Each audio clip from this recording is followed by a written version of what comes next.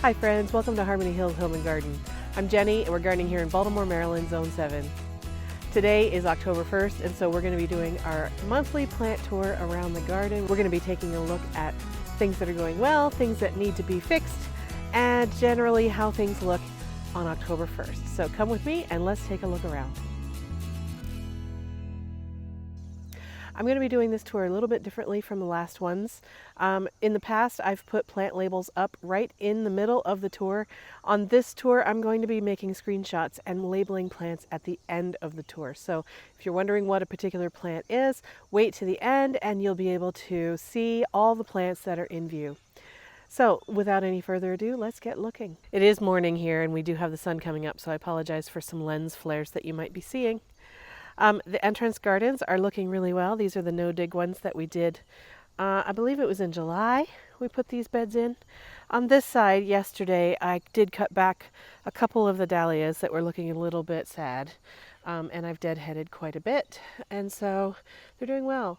That zinnia is a volunteer, and it's just hanging in there and keeps blooming. It's flopped over and crawled across the ground and is blooming from where it is, so that's all good news. The shrubs here are doing well. I mentioned before that we lost some of the daisies, and it's probably a combination of not being watered while we were gone for 2 weeks, but also I was pretty rough with their root balls when I put them in, so yeah, you live and learn. And the dahlias are doing well. I think I'm going to save some of them, but not all of them. These are from Unwin's Mix seeds, and so you never know what you're going to get. On this side, things are looking okay. I do have some weeding to do, and I keep saying that, and I just haven't done it yet. So, but I'm pretty happy with these entrance beds. I'm going to be planting some bulbs in here for the spring, and annuals will be different year to year. So this will be an opportunity to provide some bright color in the form of annuals over time. This is the first monthly tour where we have the new flower bed edges, so it's really nice to stand back and get the lay of the land that way. The pansies and violas are hanging in there. I've fertilized them yesterday and keeping them well moistened so that they can fill in and really be a nice welcoming pop here. And some of you mentioned that they will look nice with the planters up on the front porch. So let's go look at those real quick. The white mums have not yet opened up. They're starting to, but maybe next week they will. But I'll for sure share them on this channel when they are open and full. Also when the violas and pansies fill out a little bit too. That'll look a little bit nicer. Oop, gotta leave. There we go. Yesterday I put in some violas in the base of these, what are these? These are the Rockin' Plain the Blue Salvia. Somebody mentioned, thank you for the comment, that I could put some color around the base, and true enough, I could. So I did. This isn't exactly a big pop of instant color, and you know, maybe when you made that comment you were thinking something more a little bit tall like that, but oh well. I got these pretty inexpensively at Lowe's, and so give it a week or two. Everything will fill in. It'll be really nice pink and purple and white. Same thing on this side. So yeah, those are looking pretty nice. And in the middle of the day, pollinators are all over this, so it's really nice for them. Now, my videos are coming to you a little bit out of order. I did a planting video. I filmed it that I haven't shared yet, so you may see some plants in here that weren't here the last time you looked, so apologize for that. But I am pretty happy with the way this garden is coming together. It turns out it's a lot of pink in here.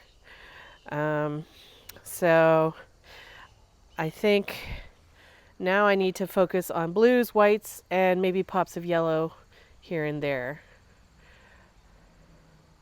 It's still a little bare. It's still got some spots, like back by the Taylor juniper. It's really empty back there. I do plan to put in a sunshine ligustrum somewhere in here, but give me your ideas on what else I should put in here.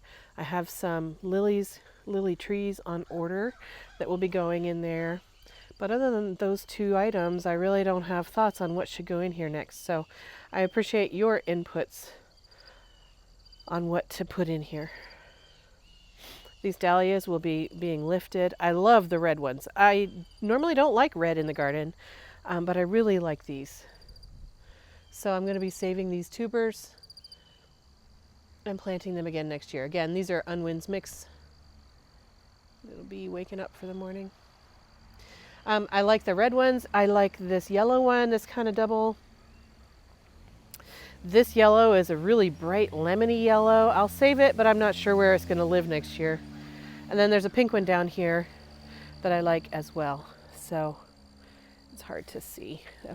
I can't find a good flower of it, but anyway, so there's a lot of these here that I'm going to save, rearrange. So I just love this pink combo right here. The fairy rose is really very full of flower right now, especially back over here. And I love the two-tone effect that you get with the old flowers and the new flowers being different shades of pink. It's really pretty. I love this rose.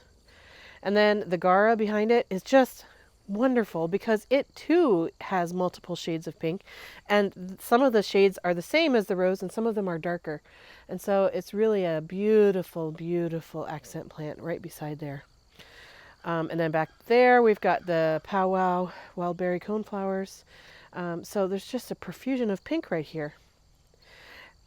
These are the black and blue salvias. Two of them not so good, but one of them is doing well. The two that aren't so good are the ones that I transplanted, so they took a little shock.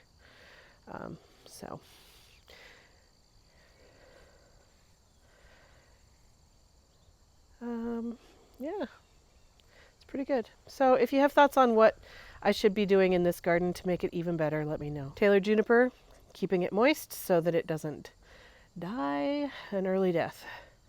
These hollies, ugh, I'm just not sure that this one is going to make it. It's just, not doing well, despite my watering attempts.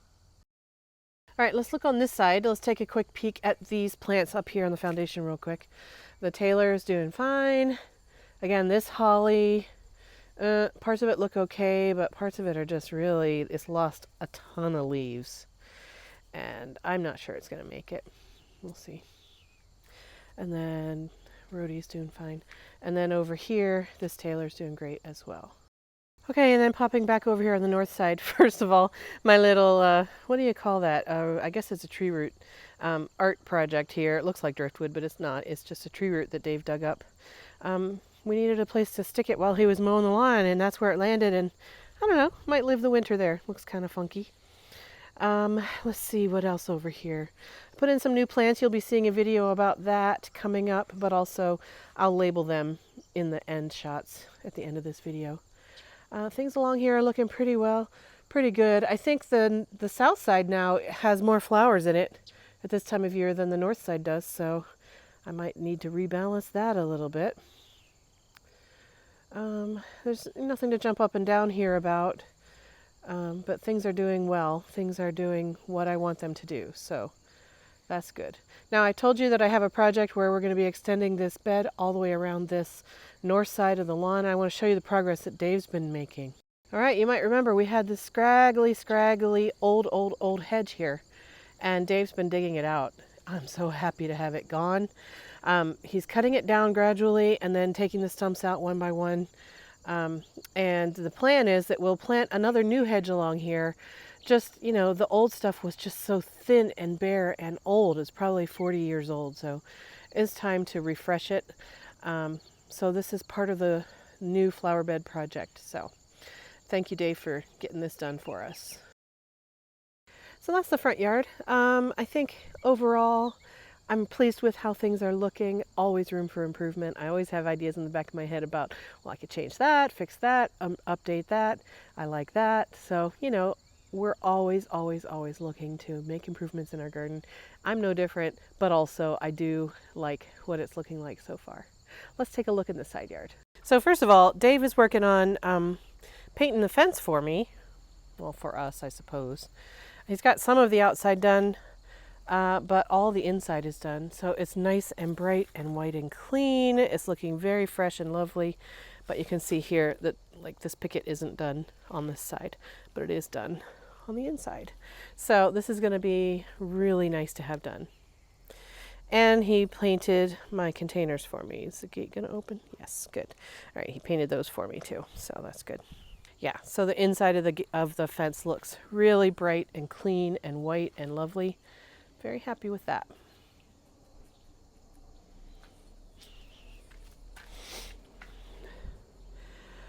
So on this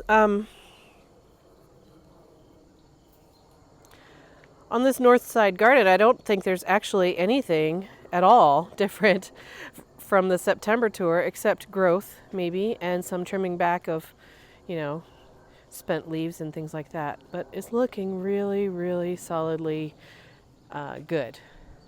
I'm pleased with things. Here's the planter box that folks have asked for updates about. I took out the polka dot plants because they were looking really gangly after our 2 weeks away. But everything is looking really good in there. I mean, I don't mean to sound surprised.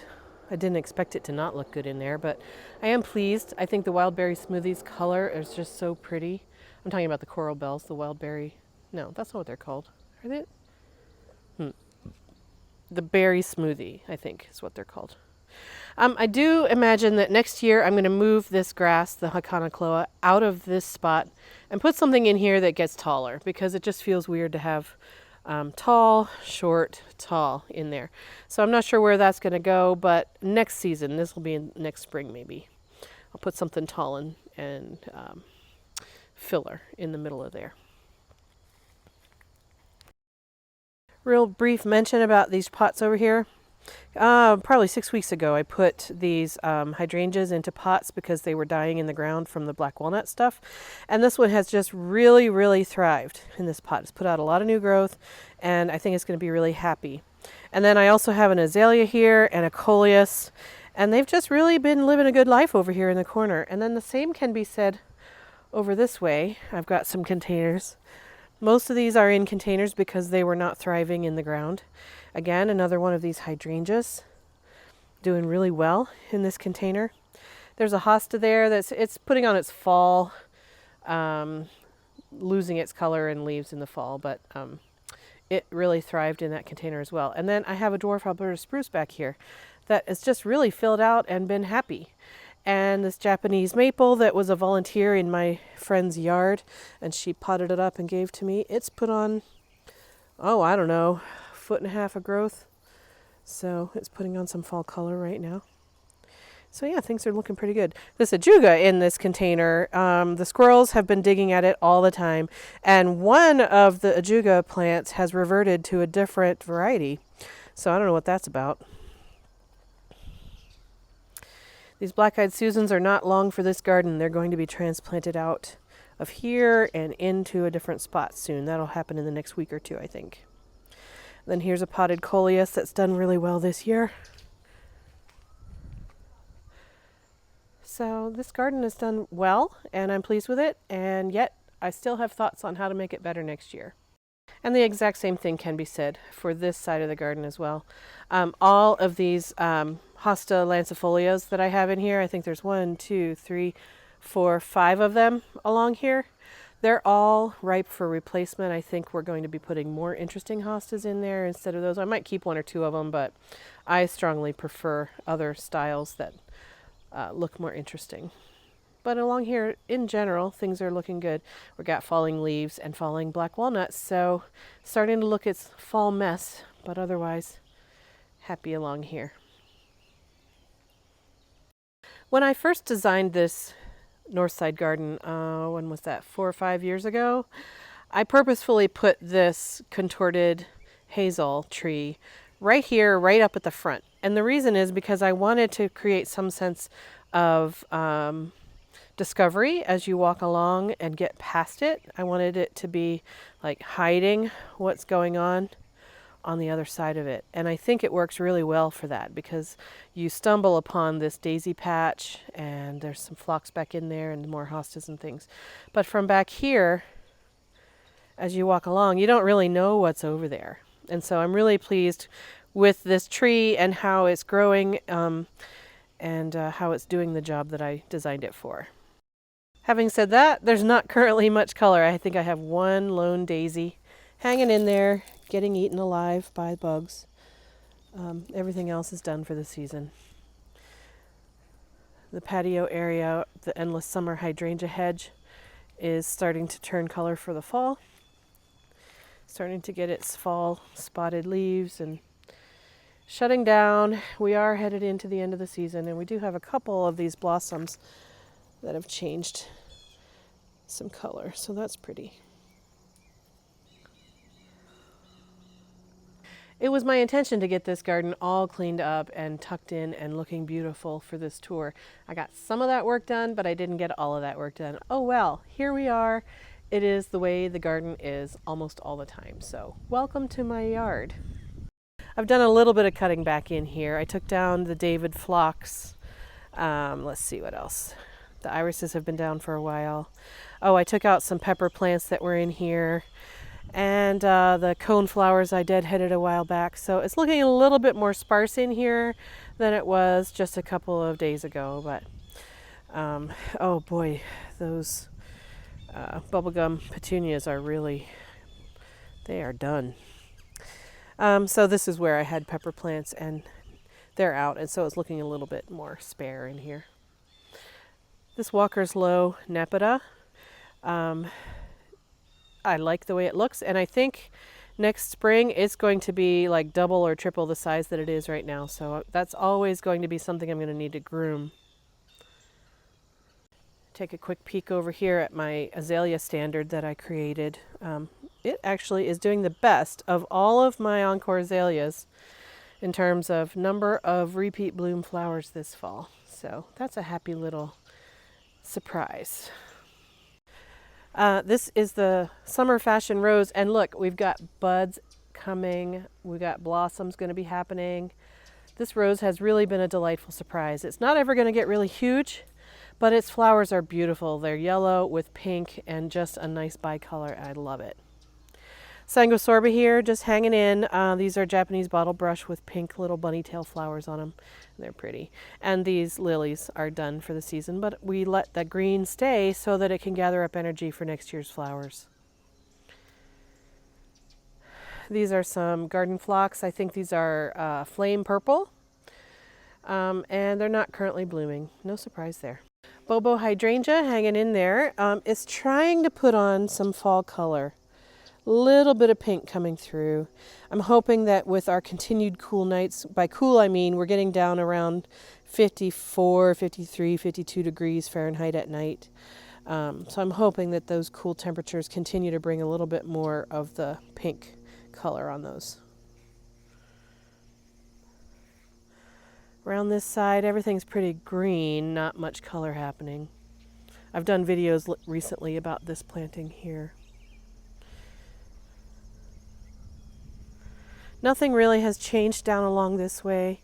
Just trying to keep things alive at this point. All right, let's talk about these emerald green Arborvitae. In my video where I was talking about having been gone for 2 weeks and coming home and taking a look at how the garden looks across those 2 weeks being gone, I showed how this tree right here, the one that is on the north side of this row, was really suffering, looking brown in quite a bit of it. So I was wondering what to do about that, and I gathered ideas from all of you, and I did some research of my own, and here's what I've decided to do. First of all, I cut out all, or at least almost all, of the dead branches. So all the brownish stuff is now gone. Most of it anyway. I see a little sprig here or there. So it's quite a bit sparser and thinner than it used to be, but it looks nicer just upon, just glancing at it. It doesn't look like it's half dead anymore. So that's good. But there are quite a few branches on the interior that had to take drastic cuts. So I did that first. You can see the drip irrigation that I have going on down there. I believe I have 5 half-gallon per hour emitters going to this tree. I'm going to upgrade the emitters here, and I'm going to put at least 8, probably more like 10 half-gallon per hour emitters on this tree and make sure that it gets plenty of water. I'm also going to tighten it up and put it closer to the trunk so that the water isn't running off downhill away from the tree. And finally, you can see that I've got bagged compost. Here, 2 bags worth. I'm going to spread that compost out around the root ball and make sure that the root ball is getting nutrients and getting all of the bio soil biology that it needs through this compost. And then I'm just going to make sure that I am on it with watering. And that is my method to try to save this tree, to try to not have to replace it. I'm doing the same method for all 3 trees, but this is the one that was the worst. So I'm concentrating when I look and see how things are doing, this is the one I'm really studying. But the other 2 are also going to get some compost around their base and get more emitters on the drip irrigation as well. Can we just enjoy this view for a minute?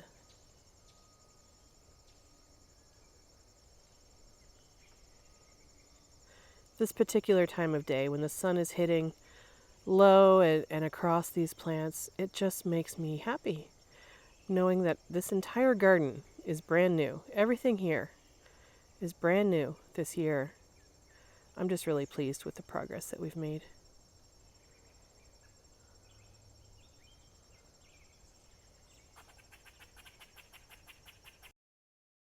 And oh my gosh, I think I showed this in a short yesterday, but this view of those rock and plain the blue salvia with that twist and shout hydrangea through the arbor, that is what garden dreams are made of in my world.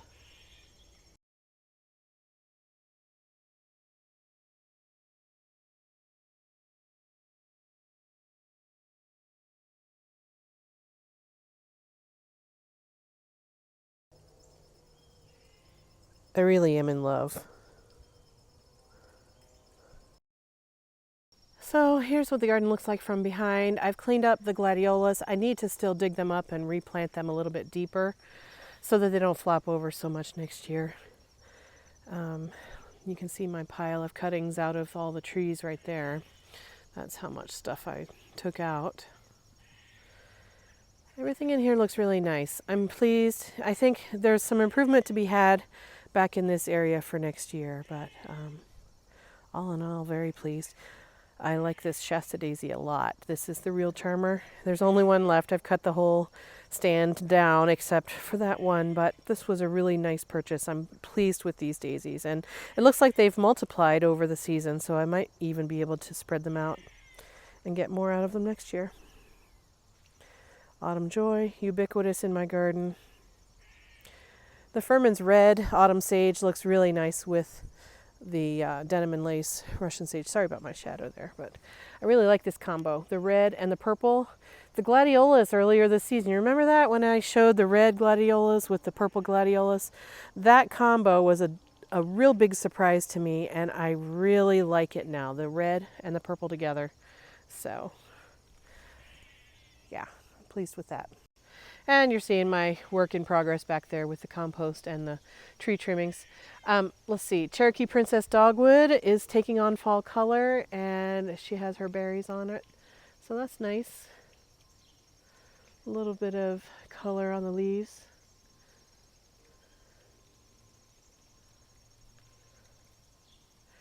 And then down around this side, I took out the status. I had a big stand of blue status right there, and it performed really well, but it was done, so I took it out. I still have more Gara over here, and the glads here also I need to dig out and replant deeper.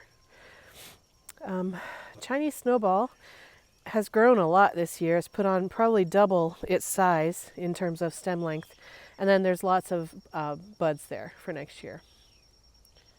Can you see this spider web? Let's see if I can capture it.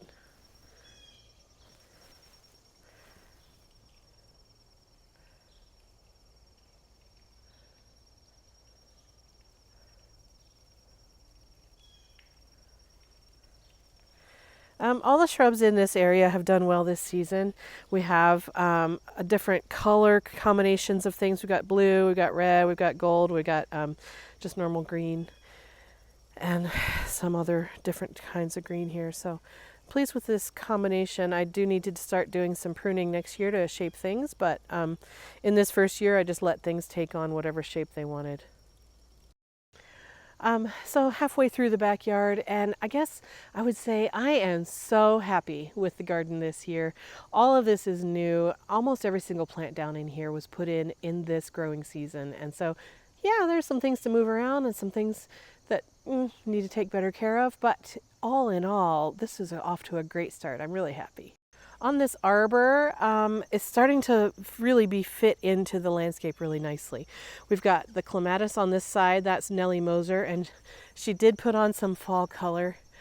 She's got a couple of blooms that she put out at the end of the season up there. And there were, earlier in this September, there were some blooms along here as well. But I left all her flower heads because they put on these really cute whorls, and I think they look really interesting. So I leave those on all season long. And here's one from last spring. This is what they turn into at the end of a summer. So this looked like this one last May. And now, on October 1st, oh, it just fell off. I just knocked it off. Darn it. So I guess that's like how it spreads its seed. Here's another one that's starting to go fuzzy. Isn't that interesting?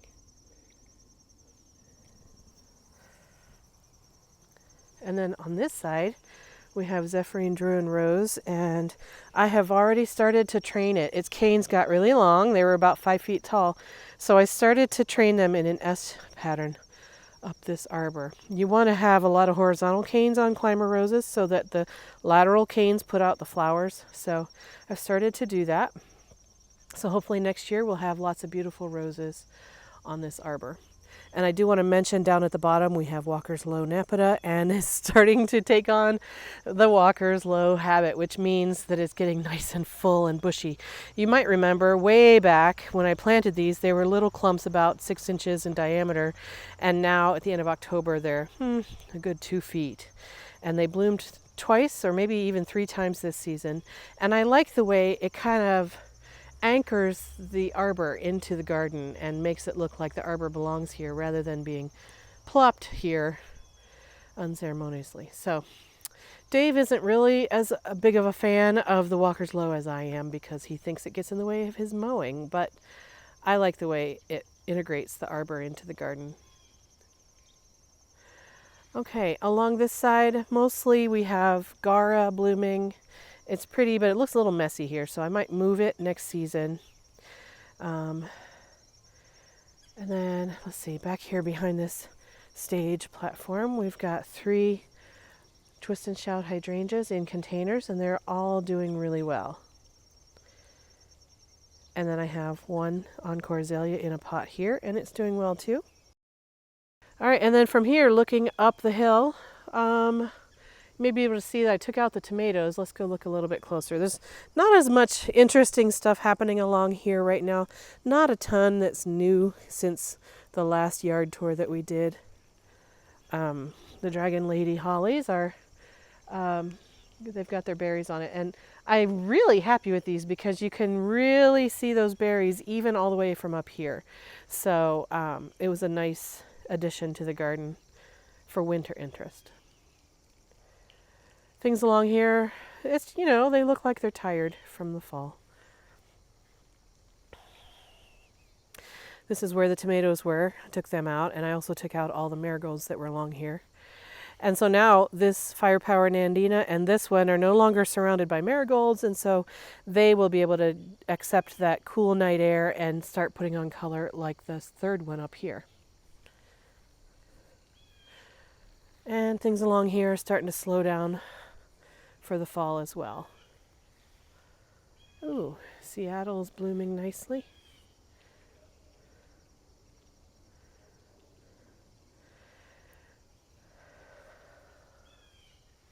Here's a single maroon dahlia that's pretty.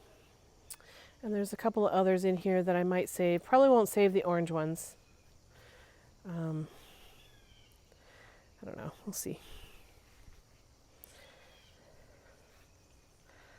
So overall for this garden, I'd say, I mean, it's looking a little fallish right now, but next year I might do something different in this area. And also I'm not sure if dahlias are going to go here next year or something else. I might turn this into a vegetable gardening area next year because that gets the most sun of everything in here, and then move dahlias to just the front yard. I'm not sure. Well, that's the tour. If you wanted to know about plant labels, which specific plants I've shown in the video, stick around. I'll be doing screenshots with plant labels on them coming right up.